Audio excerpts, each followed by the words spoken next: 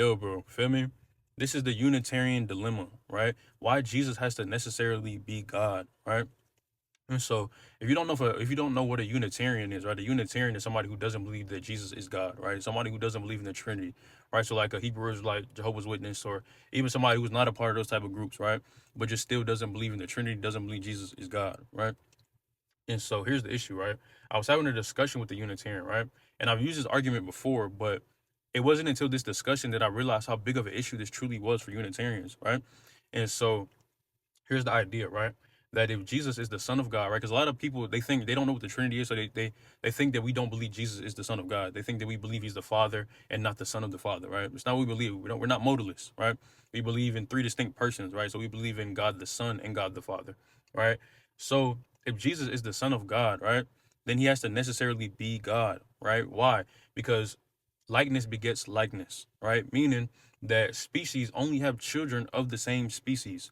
Meaning that, or an example would be, right, you're only human because your parents are human, right?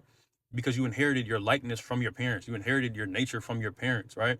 Humans beget humans, right? Dogs beget dogs, right? Cats beget cats. Lions beget lions. Tigers beget lions, right? Species only beget their very same species, right? This is the whole point of the virgin birth, right? Jesus is born of God and born of man, right? Which makes him fully man and fully God. This is the doctrine of the incarnation, right? He's fully man and fully God. Why? Because he was born of a woman, right? And born of God. Feel me? Right? So if Jesus is the Son of God, right, then he would have to necessarily be God, right? Because God is not just a title or a name. God is a specific nature. It's a specific type of being, right? And so if Jesus is the Son of God, he has to inherit the nature of God, right? Which would be God, right? Making Jesus God by necessity, right? Now, when I was having this discussion with this Unitarian, right, and I brought up this point, right, what he tried to do was, right, and this is what makes the dilemma, right, because this is what they have to do, right, to deny this, right. They have to say that Jesus is only the Son of God in a metaphorical sense, right, that he's not the real Son of God, right, that he's only the Son of God in the same sense that you and I are, right, meaning that he's not a real Son of God in any meaningful sense, right. He's only the Son of God in the sense that you and I are, right, by the spirit of adoption or something like that, right, in some sort of metaphorical sense, right. Right, and notice what this does, right? This creates such a huge issue, right? Because if Jesus is not the real Son of God, right, only a metaphorical Son of God in the same sense that you and I are, right, then he's not special, right? Because the reality is, if he's not special, if he's not a real Son of God, right, then it could have been any one of us who went to the cross and died for everybody's sins, right? Jesus is not set apart. He's not special in any sort of sense, right? It could have been me, right, under the worldview of Unitarianism that went and died for the world's sins, right? If Jesus is not a real Son of God, right? And now here's how we know that Jesus actually is the Son of God, right? In more than just a metaphorical sense, right? One, because Luke 135, right, says that Jesus is conceived by the Holy Spirit. This is the whole virgin birth, right? He's born of man and he's born of something else, right? This is the point of the virgin birth. He's born of God and he's born of man, right? That's one, right?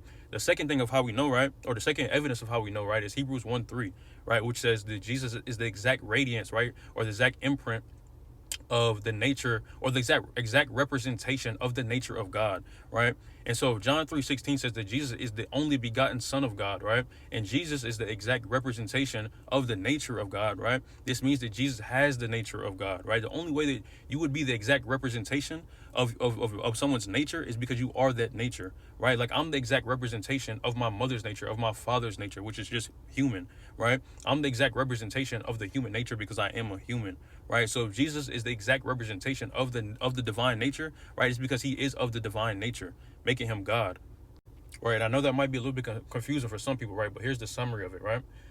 Likeness begets likeness, right? You're only human because your parents are human, right? Your dog is only a dog because your dog's parents were dogs, right? Likeness begets likeness. Species only have children that take after the same species, right? So if Jesus is the Son of God, right, in a non-metaphorical way, he would therefore have to be God, right? Otherwise, he's some other species, right, that there is no answer for, right? So if Jesus is the Son of God, that means that he would have to inherit the nature of God, right? Therefore, making him God the Son, right? This is the whole Trinitarian position, right? Right. So here's the problem again, right? If you say that Jesus is not God, right, you have to say that Jesus is not the Son of God in any real sense. He's only the Son of God in a metaphorical sense. And if that's the position that you take, right, then you have to admit that Jesus is not special in any sort of way, right? He didn't do anything that none of us could did that I couldn't do. He didn't do anything that the next person couldn't do, right? It could have been any one of us who went to that cross, right? And so that's the dilemma with the Unitarian position. You have to admit that Jesus is not special, right?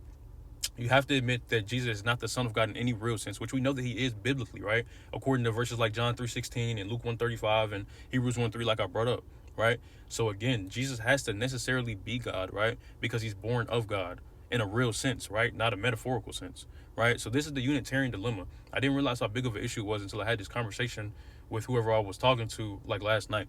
Feel me? But yes, Jesus is God, bro.